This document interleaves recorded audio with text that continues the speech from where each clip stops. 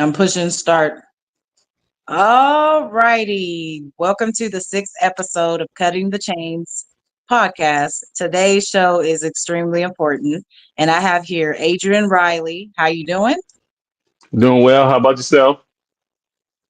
I am good. I'm glad to have you today. I know you have a wealth of knowledge on the topic, which pushing past provocation says a lot. We're talking about managing your emotions. We're talking about a Mhm. world and culture in which anger and violence is glorified. So I'm grateful to have you here because I know you do a lot of work in this Mhm. field. So Thank I you. just want to, before we jump into things, I want to touch on the mission of this podcast because my goal is always to plant a seed of knowledge, hope, or inspiration. And I don't want to do anything that isn't meaningful. So give me a few seconds to elaborate further on the mission. Cutting the Chains podcast is dedicated to exploring vital issues that affect marginalized communities, celebrating leadership and purpose driven professionals, as well as fostering empowerment, education, and the breakdown of limiting beliefs, ultimately guiding individuals towards becoming their best selves and creating a more equitable society. So, my aim has always been targeted at working with marginalized communities, and I know you've done a lot of work in the field of community liaison, mental illness, juvenile, and incarcerated populations. And I also had you as a guest on my very first episode, and we touched on your nephew's story. And Mhm. I interviewed your sister, whom you are partnered in doing a lot of work with at-risk youth and those populations that really need someone with lived experiences, someone who's knowledgeable and relatable as well. So, just to start out, give me a little background on what got you wanting to work in this field. And just, I want to know a little bit more about your expertise on managing emotions and anger. And hopefully, we'll walk away with a new understanding for my guests and those who view this show. All right. Well, what made me wanted to really get into the field at the time? I was part owner of a trucking company, and I was just thinking about my own life and experiences growing up. And I noticed when I was transitioning my life because I was doing never got caught doing anything, so put that out there. But I was doing enough stuff that if I was caught, probably still be in prison currently as a result. But I realized that when I made transitions in my life, I didn't really have anybody there to coach me through it. Like I just read a lot. I just did a lot of the inner workings without understanding what all that even meant.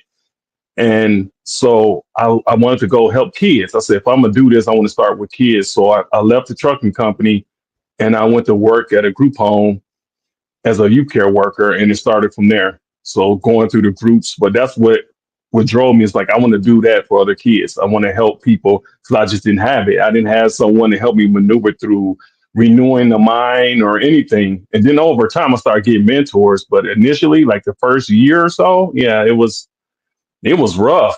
Like I didn't have anybody really lean on or anything. Like I didn't know what to do. It's like I want to become this new person, but I really don't have any idea how to get there. And but I just started anyway. It's like, well, it doesn't matter because you only do what you know. So that's when I started reading on the subject. And once I got into the field, to the group home, it just expanded from there. And I went from there to community corrections, the corrections world, dealing with the adults. And from there, it just expanded into more corrections. And I had the opportunity to train officers because when I went to work in the jail, the only way to do programming in the jail, I had to become an officer. So that's how I got into law enforcement side of things, and I started doing the same thing with the officers, teaching them how to manage their own emotions and stuff because it's kind of hard to de-escalate people when you don't have yourself in check. So, which led Right. to the current position I have now is as a community liaison, just working in between, like understanding the community side of things and understanding correction side. Because I was a law enforcement instructor as well, so not only did I just help teach the de-escalation, but I taught hand-to-hand combat, pepper spray, all of those things. So I understand, and I train with SWAT teams. So I understand why officers do what they do and if they're doing it right or they're not doing it right. So I can speak to that to the public as well. But that's what got me in initially, just wanting to help other kids. Wow. It sounds like you've really gotten your feet wet and you've done a little bit of everything, and they're all interrelated at the end of the Hmm. day. So I did hear you say a little bit about some of your own past, and I wasn't quite sure if you stated that you yourself were incarcerated, but I want to speak to who you were as a young Adrian. Like, who was young? Who was Adrian growing up? Teenage Adrian, young. I mean, I don't want to say you were a knucklehead. I don't know you, that part of you. Hmm. So I just give me a description of who Adrian was when he was young, growing up, and had not yet mastered his emotions. Who was that person? Yeah. Well, I was a knucklehead, but I like to call it I was more of a calculated knucklehead. So I wasn't out of control. When I tell my backstory, sometimes people don't even believe it. Even some people didn't believe it as I was doing it, doing the things I was doing when I was younger. And I had an explosive temper. I was the stuffer type.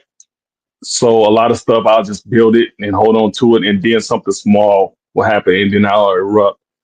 And that was how my anger was. But yeah, I did all kind of stuff, but I was just more calculated because my main rule is not to get caught. Like that was all. Because if my dad found out, I wasn't worried about the police or justice system too much. I was worried about my pops finding out because I'd rather deal with the police than my dad when it came to getting in trouble or anything. So, yeah, but yeah, I was a knucklehead, and that's when I found out I was going to like say, well, I'll back up. So as a teenage version of that, like, so I used to hustle back in the day, even as a teenager, but I wouldn't call it, it wasn't full time. Like I just did it because I was still in school. And again, I had to be careful because my dad went crazy. He would have been like, where are you getting this money from? And then it'd have been, it went south from there.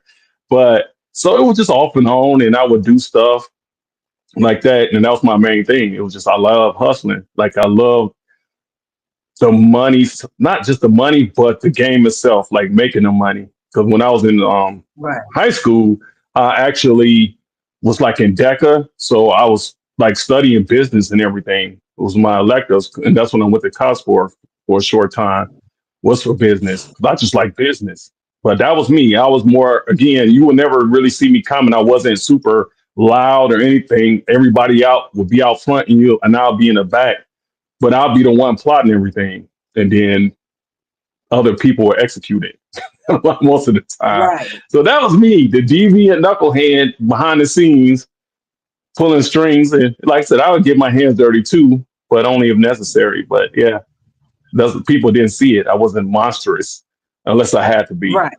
so to speak. Right.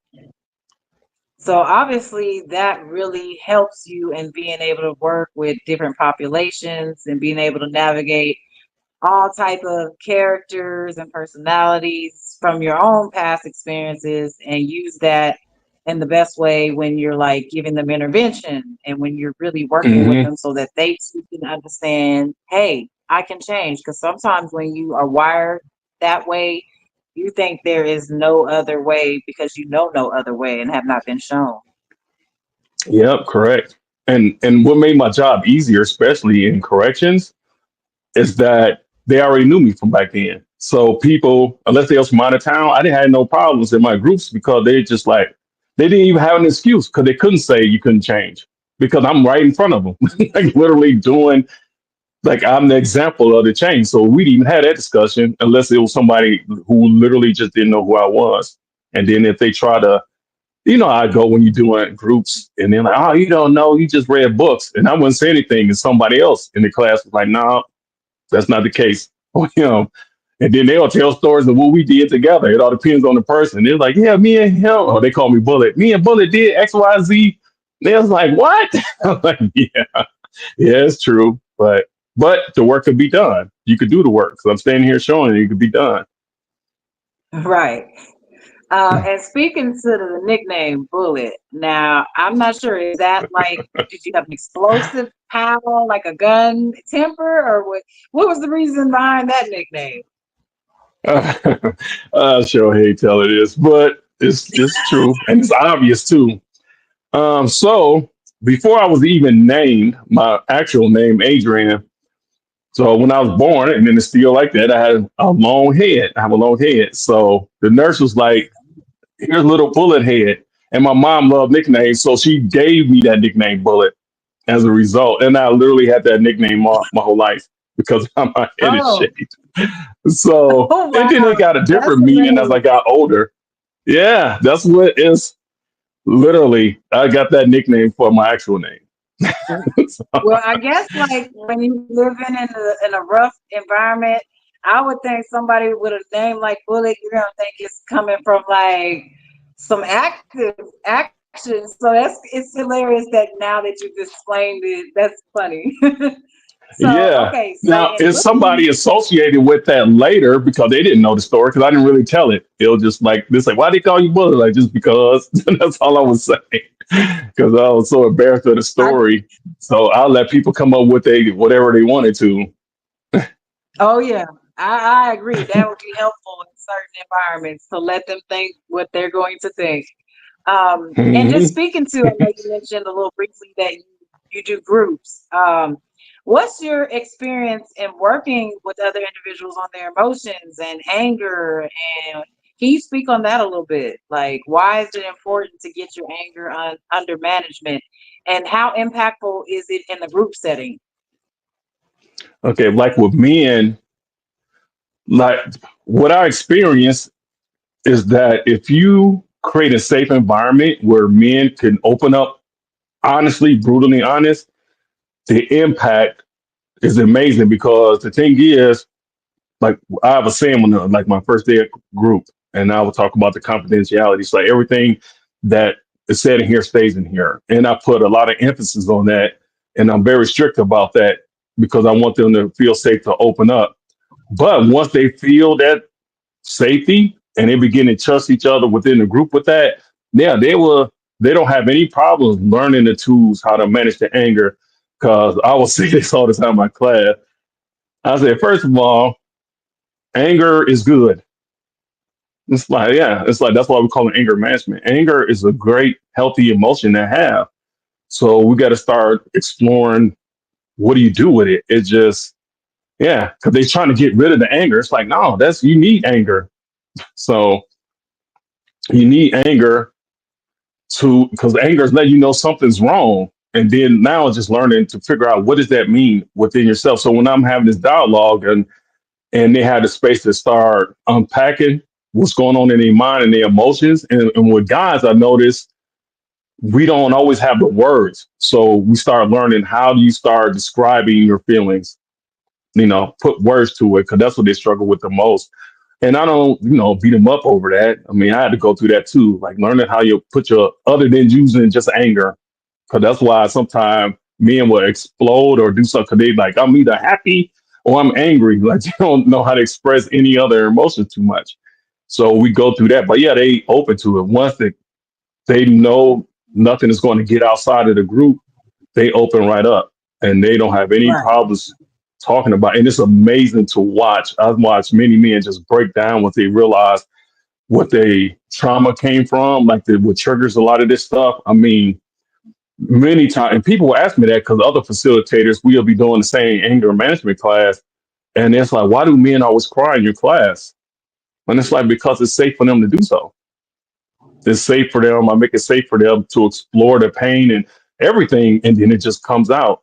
And instead of just following this rigid curriculum, because we cover it, but it's not. I'm not really rigid because they need that play, where they could be very genuine with themselves and and with using the material in a genuine way. And just every time the light will come on and they just love it. Like even if they forced to come to the class after about 2 sessions, they're just like, I'm glad I was forced to come. Like I haven't really experienced a time when somebody said I didn't really like the class.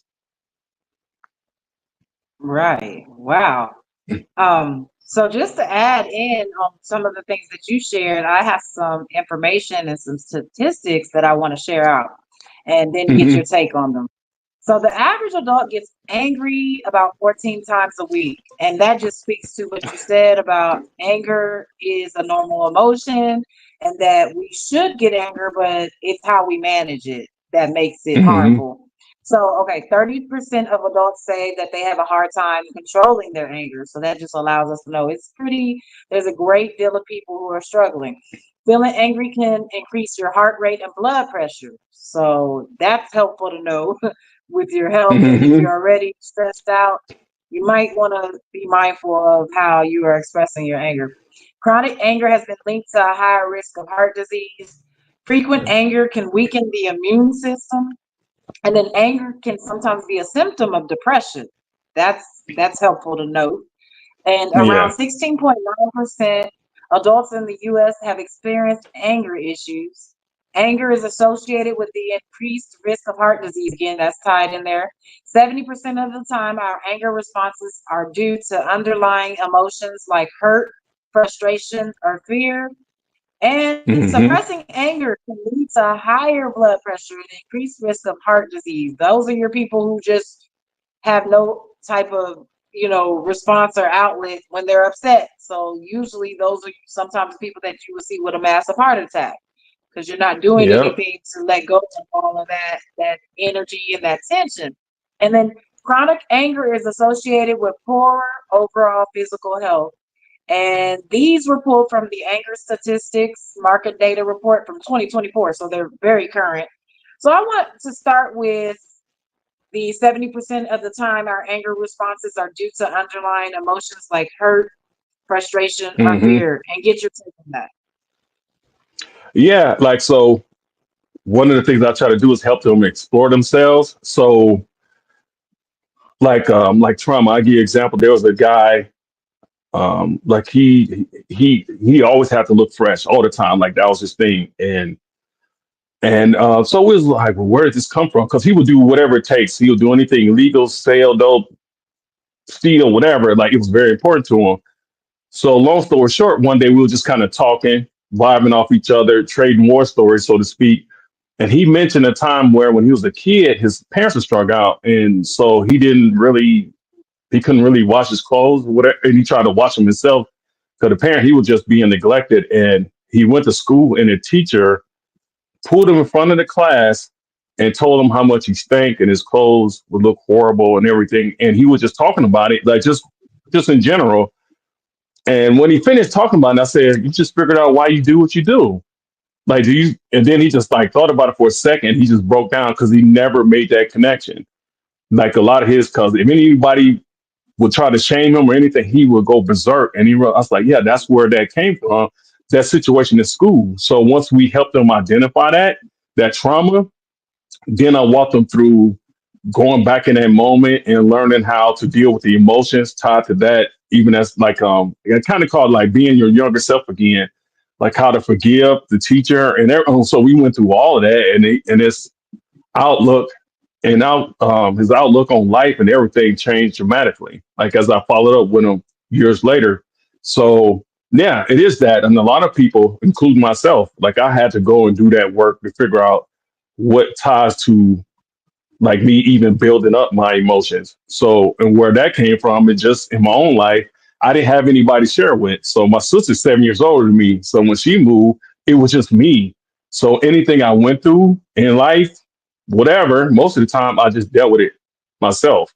Like I didn't know how to, so I just kept it all inside because wasn't nobody there anyway to even tell. Because my parents was always at work and I was just at home. So that's how I ended up being a stuffer. And I had to learn how to begin to process my stuff. So yeah, a lot of people, again, it goes back to why I started doing this in the first place. A lot of people don't have someone or know how to reach out to someone to help them maneuver through that and learn how to connect those dots or what trauma they may have went through. They create their current way how they're dealing with their anger and stuff or not dealing with it. Wow, I think that you raised a point. If you're ever going to heal or really change from that, you have to get to the source of the root of where that started. And a lot of times people Hmm. don't even have that standstill time to like unpeel those layers Yeah. to figure that out. Yeah. So I think that tells you how important it is to do some type of work, whether it's a group, shadow work, therapy. You need to know Hmm. if you're going to be able to change that pattern. You can't rewire something without a real true understanding of how it fundamentally even started to begin with. Would you say that's correct? Yeah, yeah, 100% correct. Because that's where I'll teach as part of the discipline, spending time with yourself. Like, get to know yourself, get quiet before you can do that. And then ask yourself the question, like it's certainly trying to solve about yourself. I said, learn how to ask the question why with compassion. Because people, we beat ourselves up. Like, why am I so angry or why I keep doing this? But we're not asking that out of compassion for ourselves. We just asking as beating ourselves up. And it's like, no, when you ask yourself the question why, ask with compassion. Like, just like you may have it for someone else, have it for yourself. And I say, even though, and you have to ask the question because how the brain works, simply put, your mind will work on, your subconscious will work on answering that question, whether you realize it or not. And it's like, as long as you do it in compassion, and then it will just hit you one time, as you spending time with yourself. And it'll just like, what? How did I forget all about that? That happened to me. Or oh, that's the situation. Or it's another one I help them through. It's called toxic vows. I like to call it that, where they will make a vow "Well, that will never happen to me again," or something. You say something out of a trauma and not knowing that you have to go back and renounce that vow because that very thing you said is the thing is locking you in a place you can't grow. So sometimes people make toxic vows and you have to go back and you have to renounce those vows and make some new ones about where you want to go. So yeah, that's yeah, that's why I love doing groups because when you see people get work past that stuff, I just love seeing people lives that transform when they just do some of that discipline stuff. And it's not a ton of stuff you gotta do, just little small things which just alter your life tremendously. You won't be so mad all the time. So, Right. And I could see that maybe occurring to like someone who maybe was bullied. After they're hmm bullied, they're like, "This is never going to happen again." They go on a rampage, beating people up, and ensuring that people now fear them, and hmm they just do a whole bunch of other things to make sure they beef up sometimes. And it's really hard to get someone to understand the damage and how they're losing themselves in a positive way, and in hopes of never having that experience happen to them, the humiliation that comes with bullying, or just feeling hmm like in that moment that you were helpless, there was someone stronger, or sometimes it's not even that. You might have, just been in an unfair situation. So it's really that speaks to the work you do and how it's so essential in rewiring and changing someone's beliefs as well as their behavior. Yeah, because with me and bullying, that's why it's hard for me to even address that to times with people because how I grew up, how you dealt with bullies, you had to fight them. Like you come back down for bullies. Like period. Like it's just whether you win or lose is beside the point. you have to. You would get in trouble if you didn't deal with the bullies. So that's why I have to be careful to this day because in work environments there's coworkers could be bullies and things of that nature, and I really have to be aware how I handle that because in the past I used to lose my job because it's like you ain't for the bullet me and think I'm for to let that slide. Like I'm for to deal with you right in front of every. So that was like when I was in my younger, like late teens, early 20s, until I start correcting that because it's like yeah. I'll still address stuff, but it's a way to do it, of course, a professional way. But yeah, you ain't scaring nobody, and your little idle. Yeah, I would just almost go berserk because that's how we was trained as kids. Like, nah, a bully come, you will deal with them. End of story. So yeah, I had to learn how to. I never got away from that underlying belief. I just changed how I went about doing it. But yeah, I thought that was a belief because that's another thing I would teach. It's like again the anger. Like say somebody bullied me at work or something, or in the community or something. My underlying belief is that you should confront it. That's why I learned.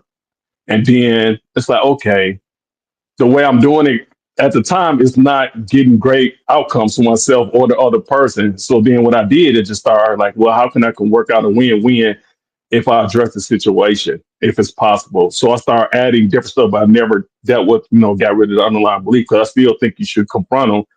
It's just, yeah, how you do it. in a more respectful and how can we both get a win-win? Because whoever's bullying you is really got underlying issues as well. So how can they even help that person in the midst of the exchange? So I just but that's doing that work of sitting down with yourself, like and having that conversation with yourself and understanding, that's why I can go berserk when somebody trying to bully me, or if I'm seeing other people bullied. I don't like that either.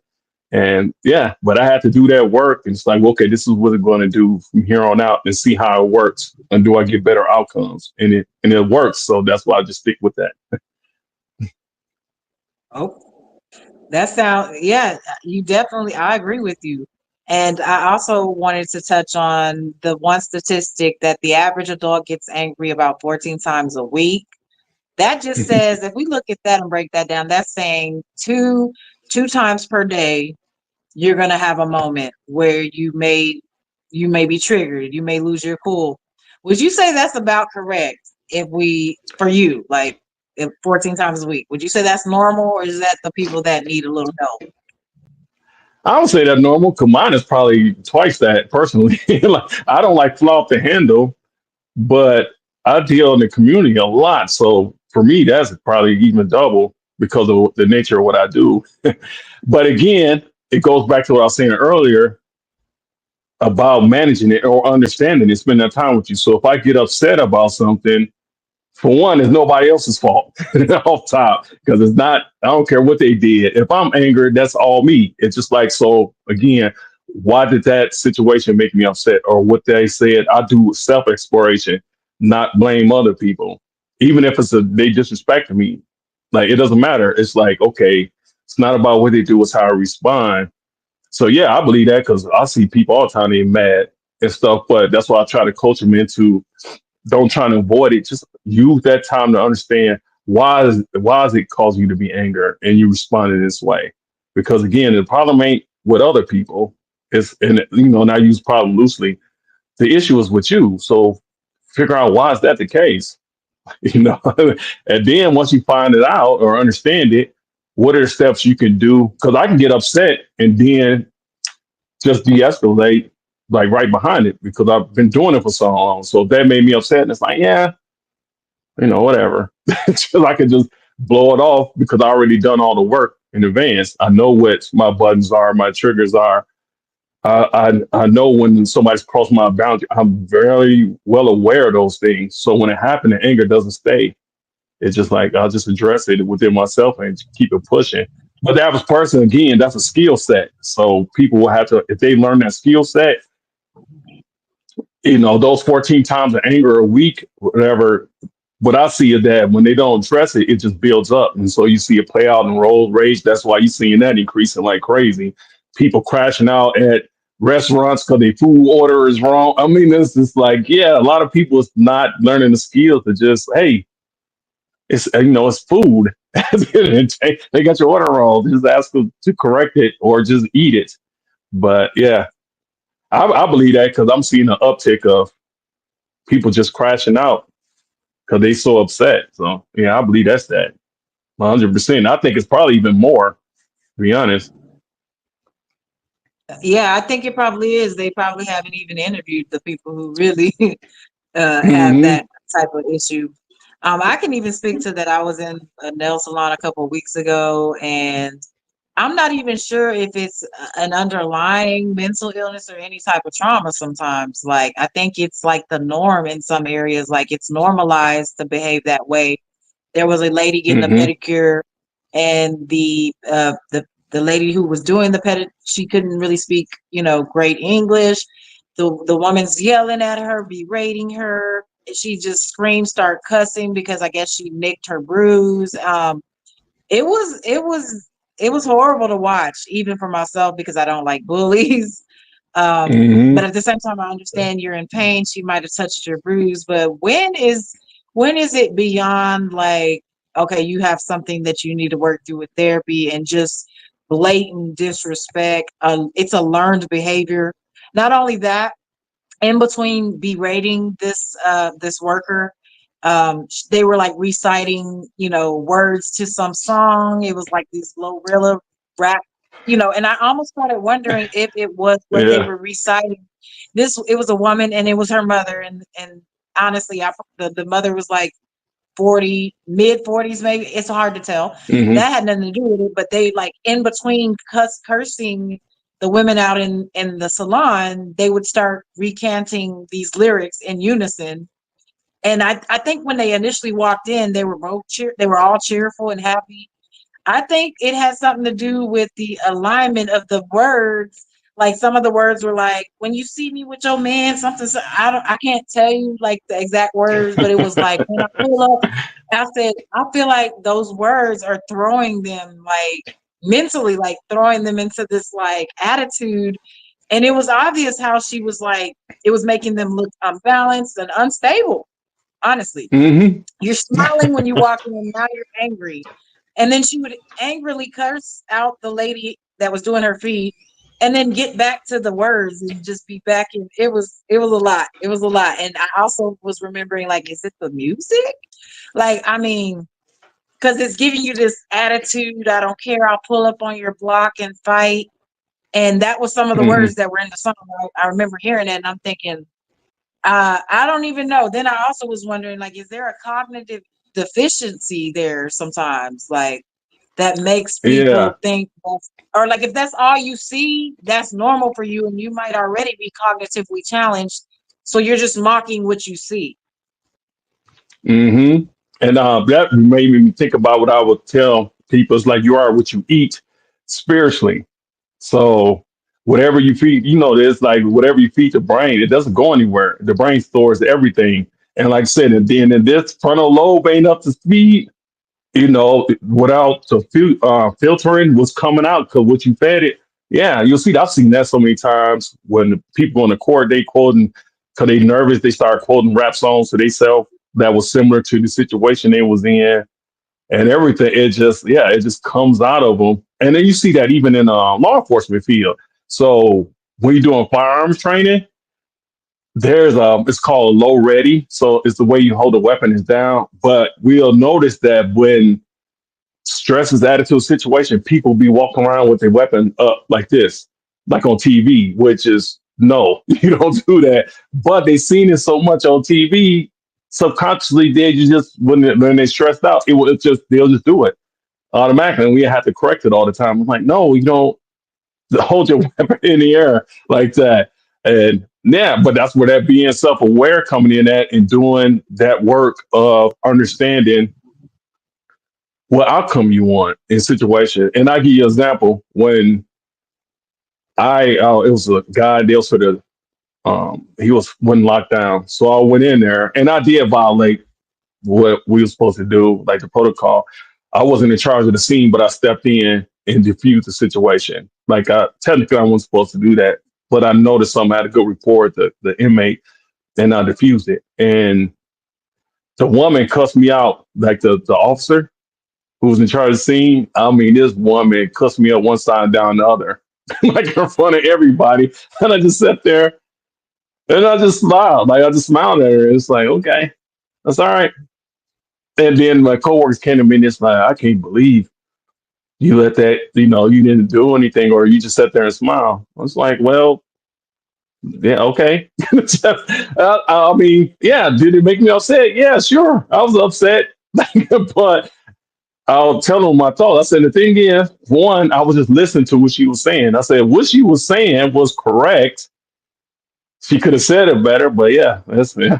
That was pretty much it. Yes, I was upset. Yes, if I was younger, I would have had my sister beat up when she got off work. Because back in the old days, because I felt violated. But it's just like, yeah, she was correct, and she was upset, still spun up from the situation. So yeah, whatever, no big deal. And that's what I mean by just I did all that work, and it's like, yeah, I was more focused on what she was saying, and yeah, no, I agree. Yeah, she was right, and I knew I was wrong when I did it, but I wanted to fix the situation, and then later she thanked me for doing that. But at the moment, it's just like, yeah. So that's the thing. But the cognition that stopped it. Cause don't think everything I just said about calling my sister or whatever or crashing out on the right then didn't cross my mind. But I corrected it, stopped it.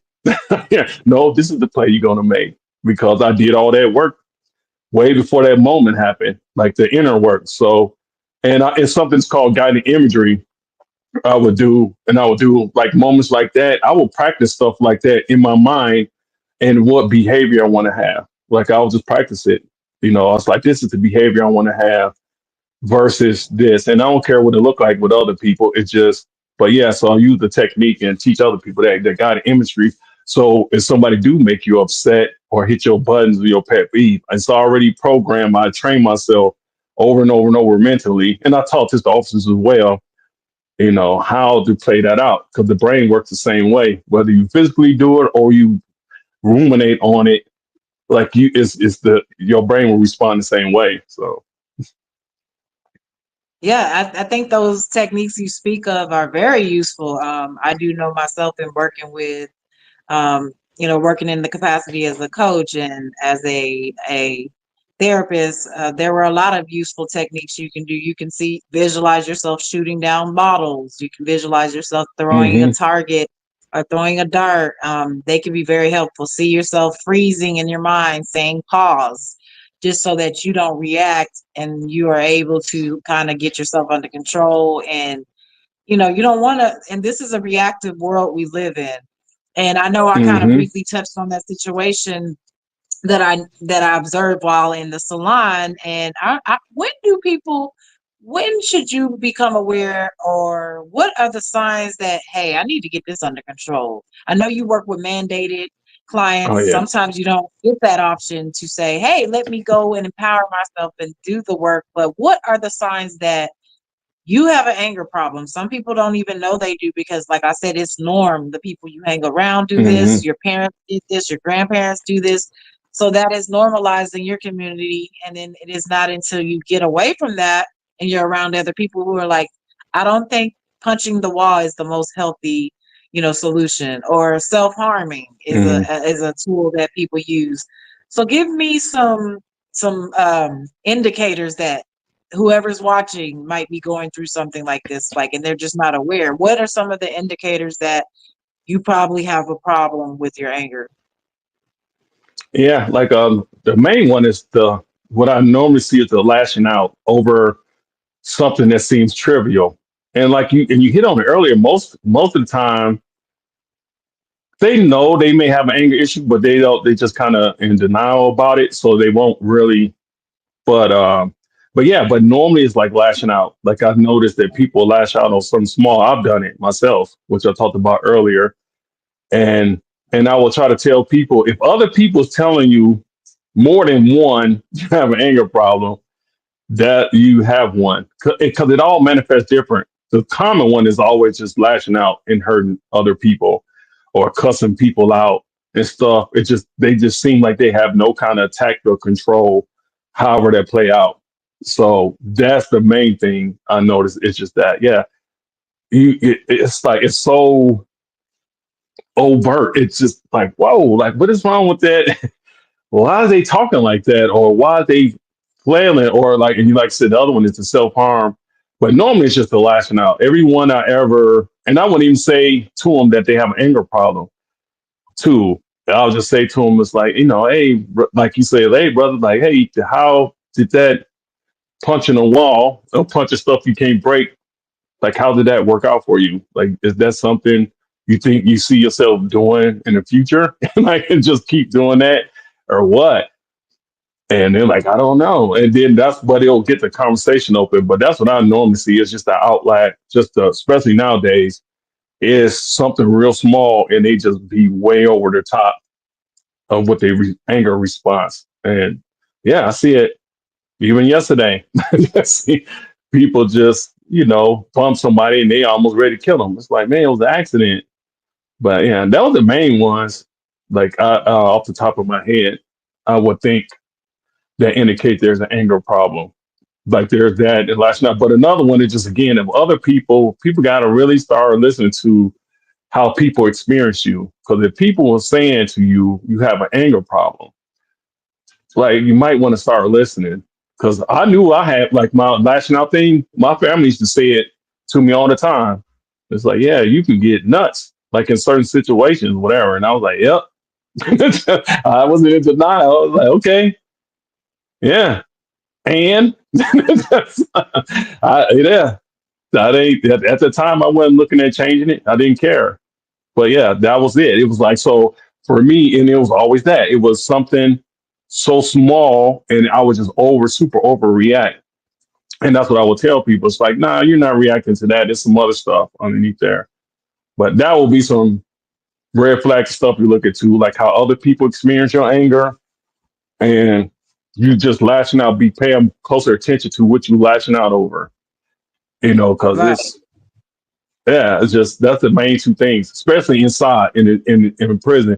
If somebody disrespects somebody, I mean, in the jail, if somebody disrespects somebody, that's one of the biggest thing I help them unpack, especially as men. If somebody disrespects them, boy, oof, the reaction to it is just way overkill or literal killing. Like the lashing Right. out is just off the charts. I agree with that. And I know initially when we first got on and started make discussing this, you said that anger is a normal emotion. So we do understand it's a normal emotion, and I know you are a man of God. So in the Bible, there's a scripture where it's saying, "Be slow to anger." So there's meaning, Hmm. and there definitely is a reason we should have anger in situations where we need to survive, obviously, but okay, so the situation where you're getting cut off and someone flicks you off, those are Hmm. normal situations, but I think it's how you respond. Are you like putting yourself in a dangerous situation, and what you do in response to that? Are you flying? Are you physically hurting someone? And it's a constant. Is that your norm to have a fight, Hmm. cursing people out, crying uncontrollably, doing things or Yeah. substances to like absorb those emotions? I think those are all key symptoms or indicators that, hey, I think it's a little bit out of control. If you're following someone on the highway and 90, you probably need to get your emotions under control. Hmm. So just to speak to that, what are some of the coping skills that you have taught those you work with? How can people cope? Some people don't even know. You can take a walk. You can do triangle breathing, belly Hmm. breathing. You can work out. Sometimes I think that's the hardest part is replacing the harmful coping skills. But yes, it is a coping skill to punch the wall, but that's not a healthy coping skill. That's an unhealthy Yeah. coping skill. Or to fight someone, you putting yourself at risk of going to jail, hurting someone, or yourself getting hurt. You're losing jobs. Like when I think when it starts impeding your life and your ability to sustain yourself, that's another indicator that the way you are responding is not healthy. But can you speak a little bit on what are some of the things that you would think people should know are helpful? I mentioned a few. I'm sure you have, you know, some other ideas that our listeners can use. Yeah. And you hit a lot of them. But the one thing I really like to drive, I'll be driving home is really getting to understand yourself and like to the point, like the one of the most neglected relationships we have is with ourselves. And then be honest with yourself too. Don't lie to yourself about where you at in the situation. Like say you're saying, my wife and I was just talking about the car, all the road rage and the car stuff. So I don't like for me, people will cut me off and all this stuff will happen, but I don't blow my horn. I don't, hey, like I don't do, I just stay calm. And that's something I also teach people to do is like learn how to practice dealing with like those type of situations. If you don't flop the handle on those, like certain people do, but it do make you mad, start learning how to practice coping skills with like, okay, you experience the anger. Now, what do you do with it? How do you deal with it in a positive thing? Are you even considering another person? Somebody cut me off. All right, did they see me? Did they do it on purpose? Like, it doesn't. Then once you know that, it still don't really matter. But it's just like, yeah, if that's where your mind would go, like, just like don't run away from any of that stuff. Just get to know it, like get to know it and how that affects you. And that's why I don't blow my horn because it's like I don't know what other person is going through, but I blow my horn even though it's their fault. They might get out trying to shoot me, so now I might have to shoot them. Like it's just, and so it's better to be calm. So that's again, learn how to. I would teach people really learn to understand yourself and how you view anger, view life, view yourself. And then the other one is the breathing. I like the breathing because we do that in between. Like, so we found, you find out when you do firearms or you doing firearms training or you are actually in a confrontation with someone and it requires, you have to use your firearm.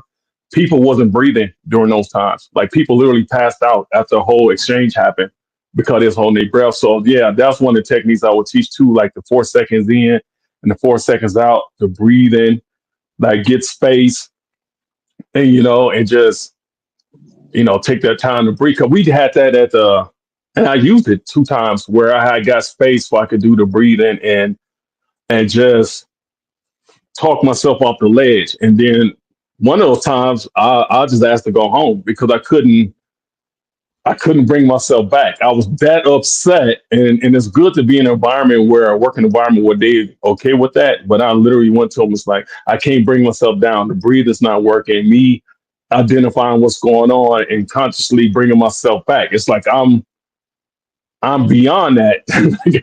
Everything I know to do isn't working currently. So I just need to leave because I'm unsafe in this type of environment, unsafe.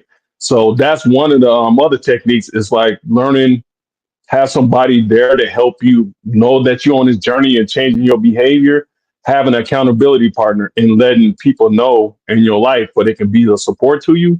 So my supervisor and everybody was support everywhere I go. Like, and just I will always have a support. My wife is a support, kids is a support. It's just whatever. It just make sure you have somebody supporting you, and as you learning stuff, share with them what you're learning as well because they're not probably versed in it. So that's another techniques. Another one, guided imagery is another one. Practicing the skills of how you want to manage your anger, things of that nature. And then there's those who like meditate on scripture, like you just quoted one, like and it's good to read it, but it's like pray on. I like I'll tell people like pray on it. If you like in the word, what does that mean to be slow to anger? Exactly. It sounds good.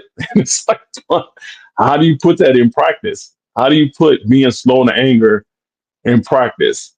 And yeah, it's like ask the question, and how you do that again is going back to knowing yourself.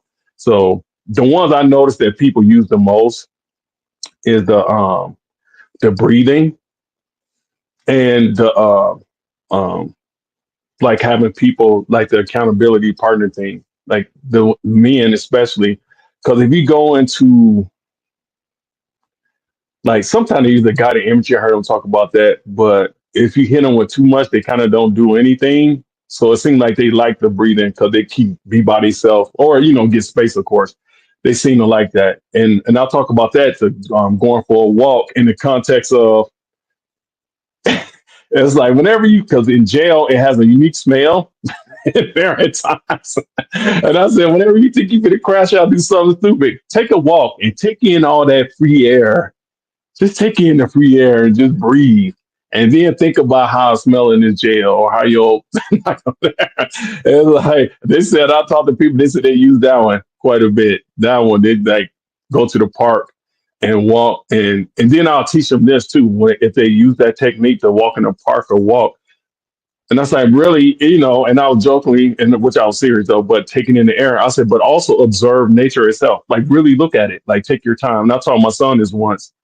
We was at the dunes and we ran up the hill, got up there and he wanted to run down real quick and I told him stop. I was like, have a seat. And I said, now look, like just look out. Just look at how beautiful things are. I said, and just really take it in, like really look at that. I said, because it will cause you to appreciate it and it will cause you to want to protect yourself being in it.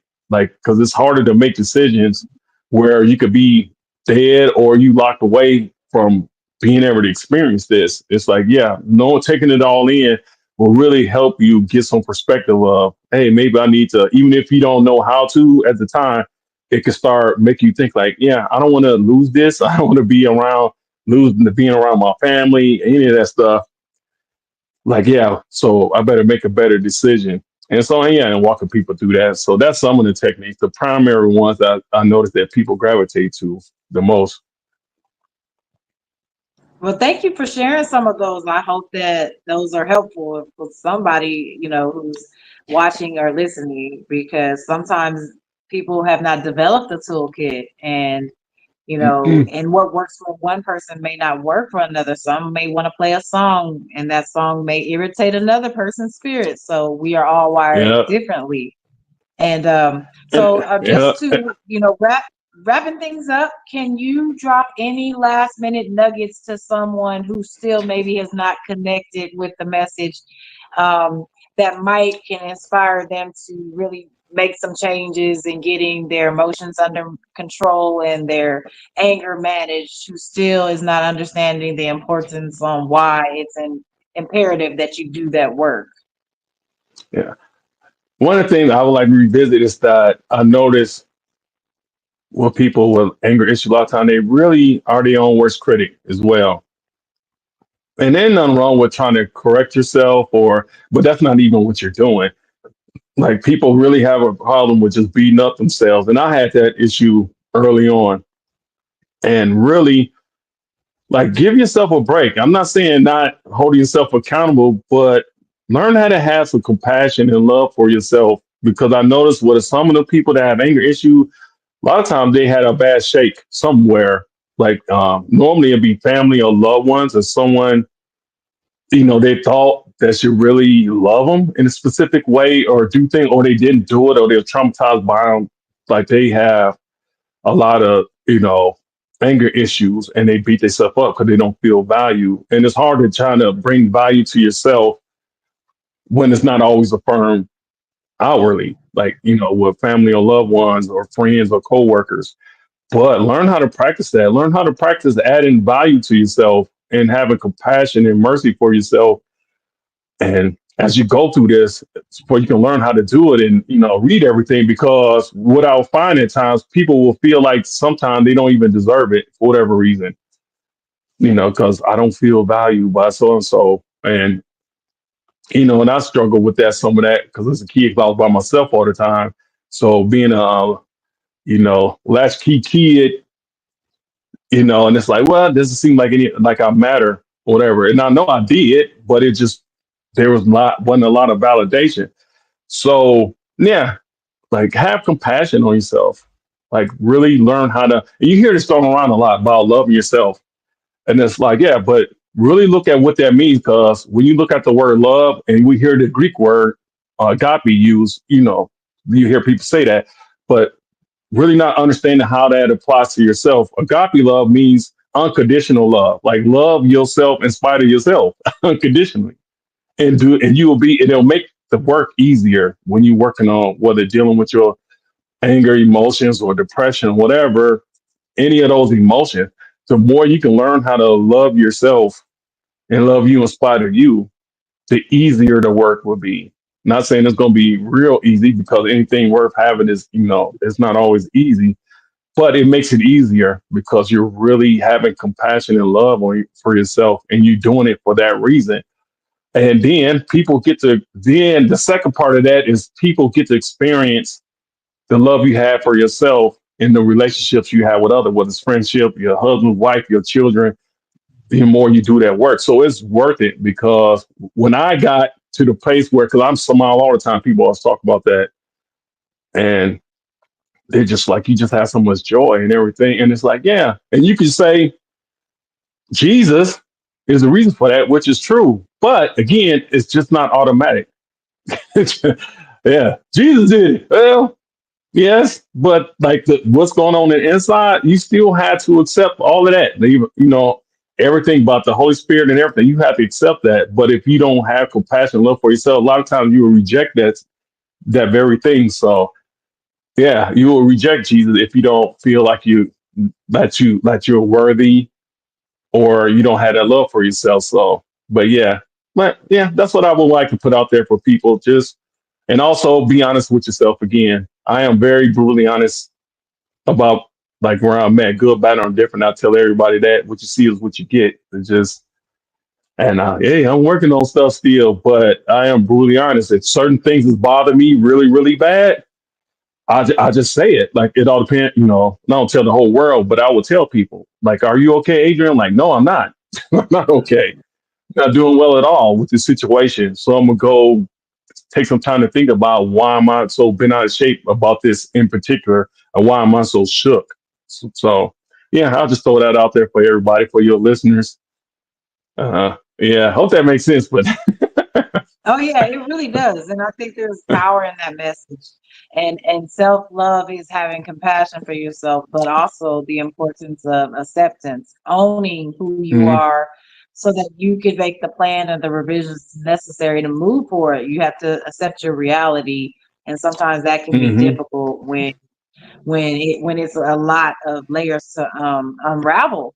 So I yeah, love everything you spoke on today. You really dropped some nuggets and that I can take away, as well as I know my viewers. And I think the work you do is monumental and it is necessary, especially in this world where people are going through things and not necessarily prepared or equipped to handle these life stressors and these experiences. So again, I want to thank you for the work you do, mhm. as well as giving me your time on this Sunday, afternoon. And again, thank you. And I know I look forward to having you back in the future because you've had such, experiences that there are just picking your brain is always very, interesting for me. And again, I want to thank you for being here today. Yeah, And thanks for having me. thank you so much. Have a great rest of your day, Adrian. All right, you too. Bye.